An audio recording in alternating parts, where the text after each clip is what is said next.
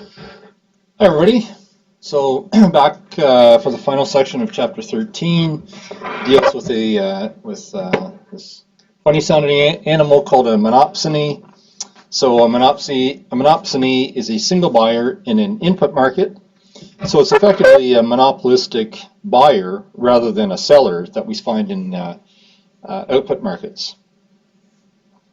So in a perfectly competitive input market, we've just seen that the supply curve facing the firm is horizontal. It's perfectly elastic.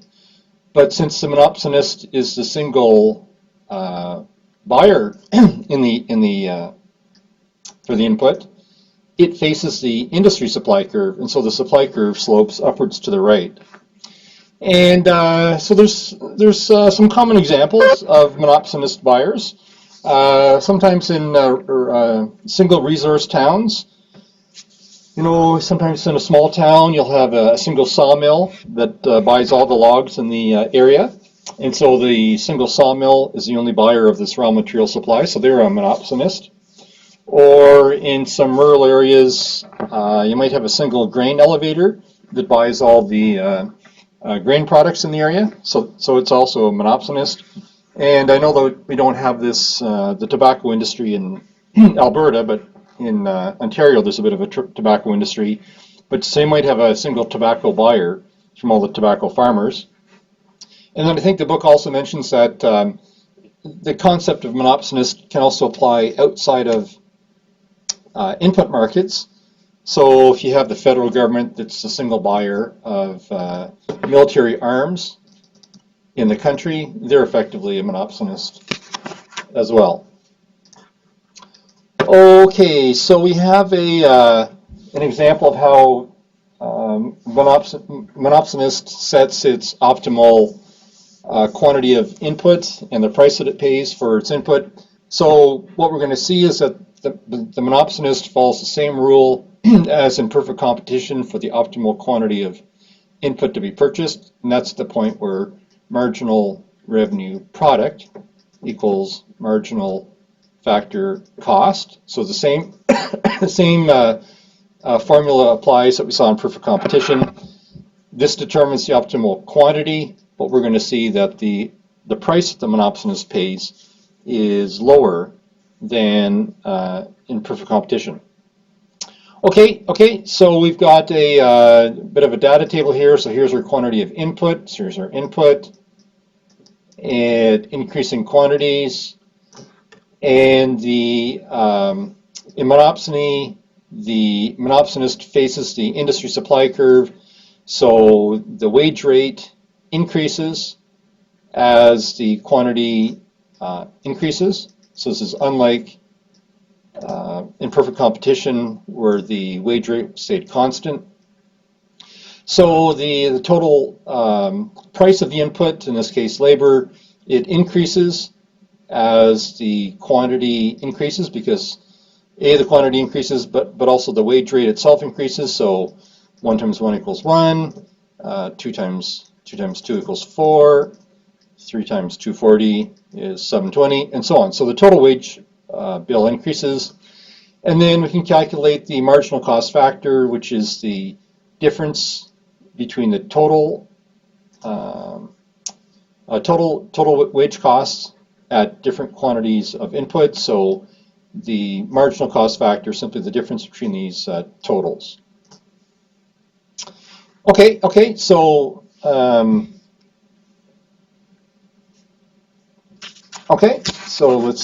so we can plot this data on a little chart to kind of see it in graphic form. Okay, so here's our supply curve of the input for the industry. This is the input market, and it's labor. So here's the industry supply curve for labor, and because we have a single buyer, the marginal factor cost curve is separate from the supply curve. Remember, in perfectly competitive input market, the supply curve and the marginal factor cost curve were one and the same. But for the industry as a whole, they're different because the monopsonist has to pay higher prices for the increasing quantities of the input that it wants to buy. Okay, so now we come to this, oops, okay, sorry. So now we come to this formula determining the optimal quantity of input that the monopsonist should purchase. So again, we have our formula, marginal revenue product equals marginal factor cost. So here's the demand curve for labor from the monopsonist. Here's the demand curve, and here's the supply curve. It's the industry supply curve, and here's the monopsonist's marginal factor cost curve. And so the optimal quantity is determined by the intersection of the marginal factor cost. So here's our marginal factor cost curve. Here's our marginal revenue product curve. Here's where the intersect. So the optimal quantity that the monopsonist is going to purchase, it corresponds to that intersection. However, the price that the monopsonist pays is determined by the intersection of this quantity and the supply curve. So the monopsonist only has to pay this rate here. This difference between the price formed by the intersection of the marginal factor cost curve and the demand curve and the actual price that the monopsonist pays is known as monopsonistic exploitation. Oh, big word. Monopsonistic exploitation.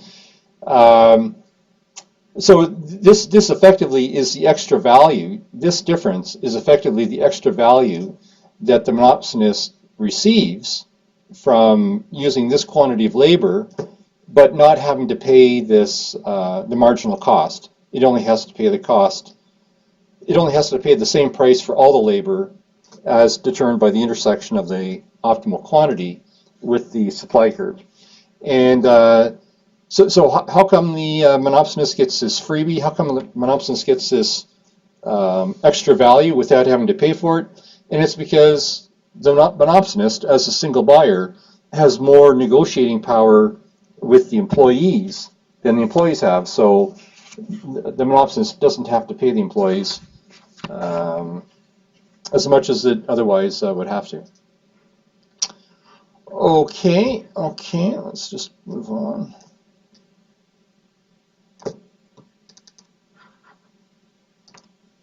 Okay, so the final little section here, these four little scenarios of the quantity of input and the price that will get paid under these four different scenarios.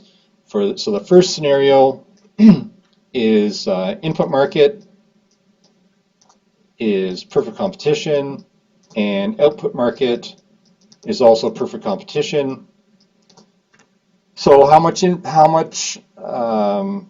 of the input will the buyer purchase?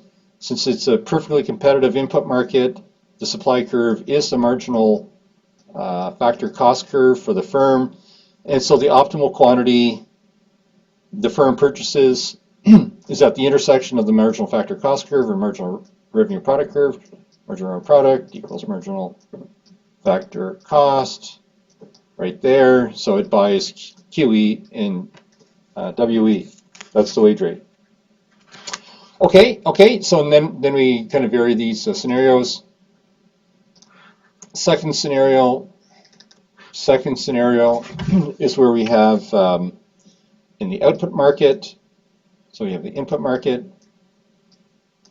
We have perfect competition, and in the output market, we have monopoly. So what's the optimal quantity the input buyer purchases? So again, we have perfect competition in the input market. So the supply curve facing the firm is its marginal factor cost curve. So the optimal quantity is the point where marginal revenue product equals marginal factor cost. So again, it's going to be at this intersection of these two curves. This equilibrium quantity, however, is going to be less than the quantity purchased in perfect competition, because in the output market, this firm is a monopolist, and we know that in a monopolist in the output market, the quantity of output will be less than what it is than if the output market was perfectly competitive. So although the same rule applies in the input market as it does when we have perfect competition in both the input and the output markets, the quantity of input that the monopolist output market monopolist purchases is going to be less than if we had perfect competition in the output market. Okay, that's scenario number 2. Okay, then scenario number 3. In scenario number 3, we have input market and output market. So output market is perfect competition, and in the input market, we have a monopsonist. So in the input market, what's the optimal quantity the firm is going to purchase? Again, it follows this rule. Buys the quantity corresponding to the point where marginal revenue product equals marginal factor cost. So here's the demand curve for the monopsonist to buy the input.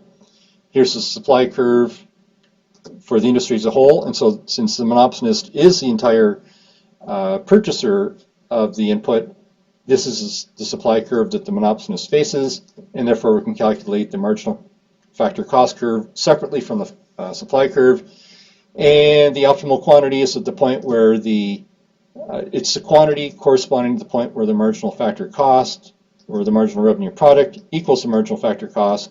So they intersect at this point here, but the corresponding quantity is down here, and this is the amount that the monopsonist has to pay.